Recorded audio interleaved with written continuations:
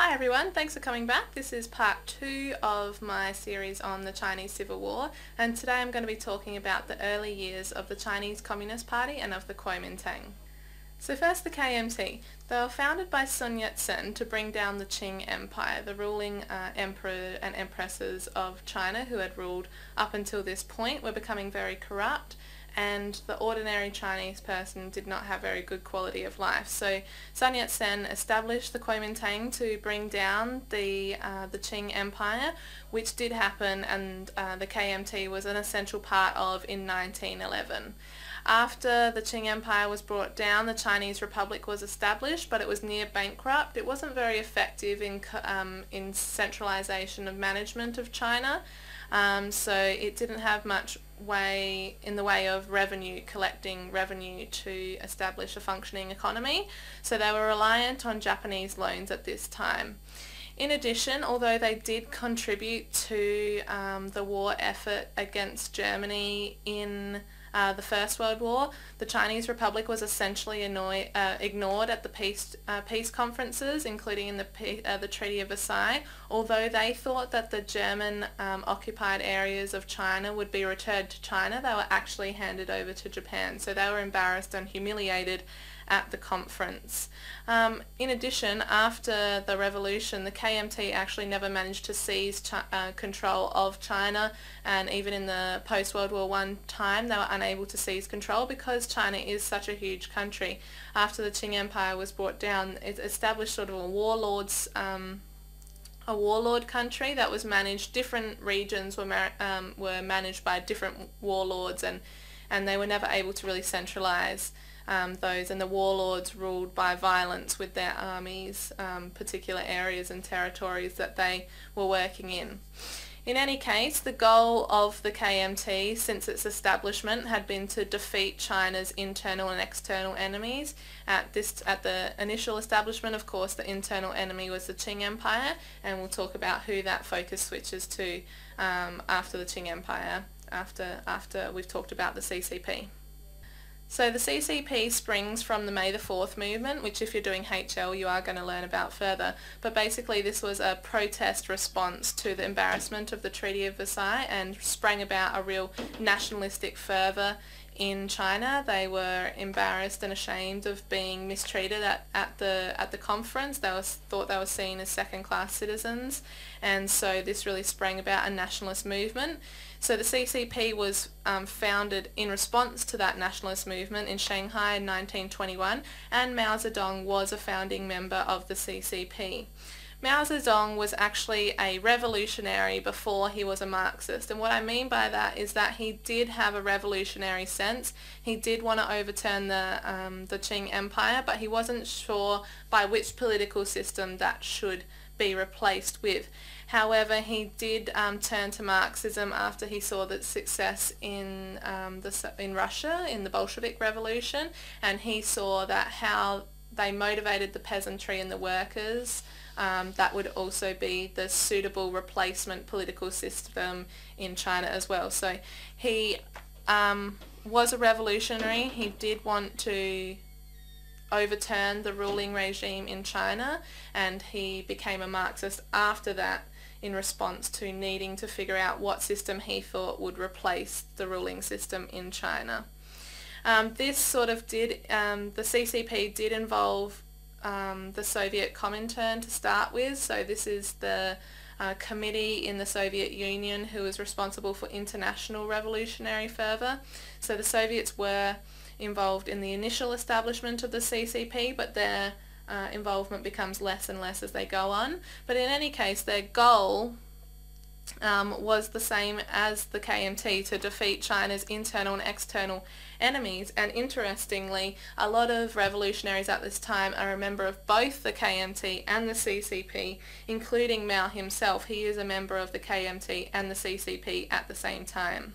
So this common goal to defeat the internal enemies in China actually results in the CCP and the KMT working together for a period of time.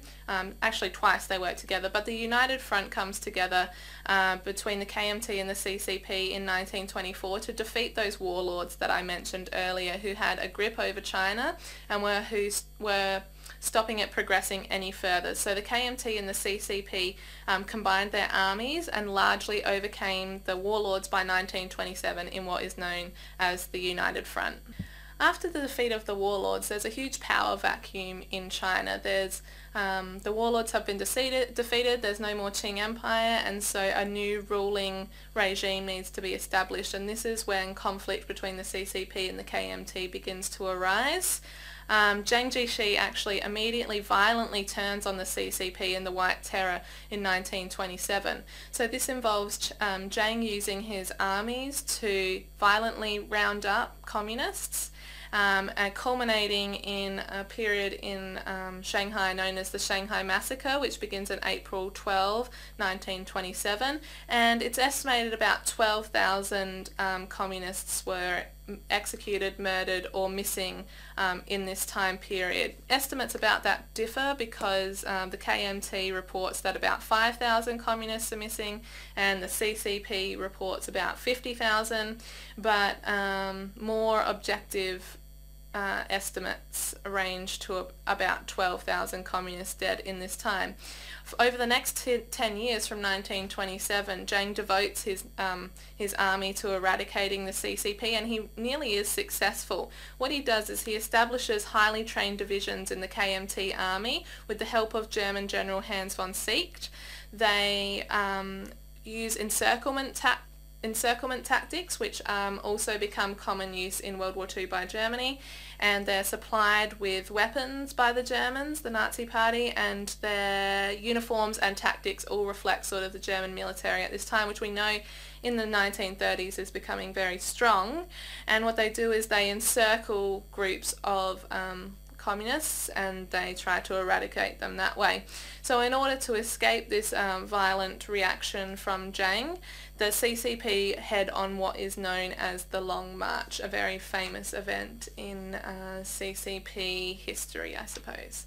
So Mao leads the Chinese Communist Party on the Long March, and it's a much exalted and I'm going to even say mythological event in Chinese Communist Party history. Of course it did happen, but it really has become a rhetoric about the heroism of Mao and the difficulties that they overcome to sort of enshrine that cult of Mao's personality. So the event did occur, but it has a lot of mythology surrounding it as well. So basically what happens in the Long March is the CCP travel from Jiangxi to Yan'an in northern China and sort of set up the Chinese Communist Party enclave up there. This is really important in Mao's leadership because he cements himself as the sole leader of the Chinese Communist Party by really effectively establishing a communist Soviet up in northern China. He's actually helped along in this as well by the occupation of China by Japan, beginning with the occupation of Manchuria in 1931, because there were two reasons why this helped the Chinese Communist Party cause. Firstly, any attention that the KMT paid to the CCP allowed the argument that the KMT was ignoring the true enemy of Japan, so that the Chinese Communist Party could paint themselves as the nationalists who wanted to rid the country of the foreign invaders, where if the KMT spent any time on the CCP, they could be accused of ignoring or even colluding with the Japanese to occupy China.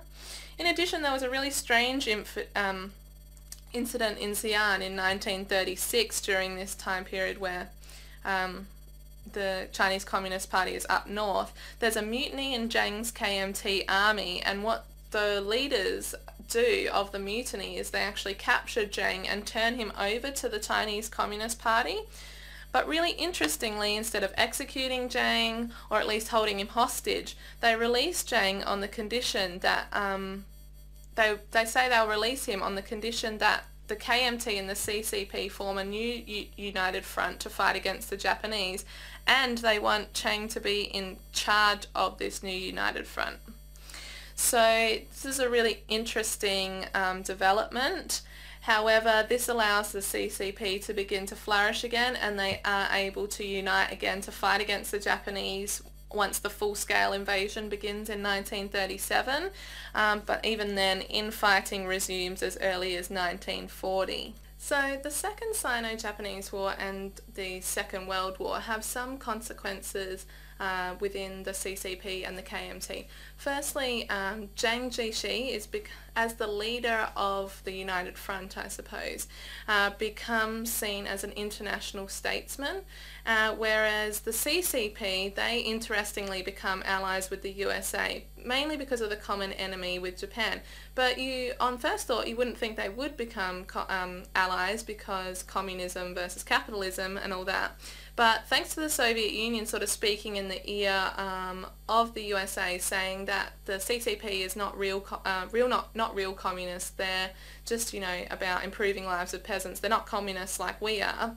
The CCP becomes seen as margarine communists by the USA, and Mao really plays this up as well so that he can stay on the good side of the USA and not be seen as a threat by the US. At the end of the war, the KMT possesses the strongest armies, and because Jiang is the leader of the armies of the United Fronts, he's able to position his armies in the better strategic areas of China. So on first thought, he's in a better position. In addition, the CCP is relegated to mainly the rural areas. But the interesting part of that, you would really think that the person or the group that had the strongest army in the better position would ultimately win the civil war. However, what we need to consider is that at this time China is 90% rural peasants, so what really needs to happen to be successful in the civil war is they need to motivate the peasantry, and that's what the civil war really comes down to. Who is better at motivating this huge peasant population? So next time we will be discussing further development of the Chinese Civil War, including how the peasant population is used and motivated. Thanks so much for listening again this time, and I'll talk to you next time. Bye.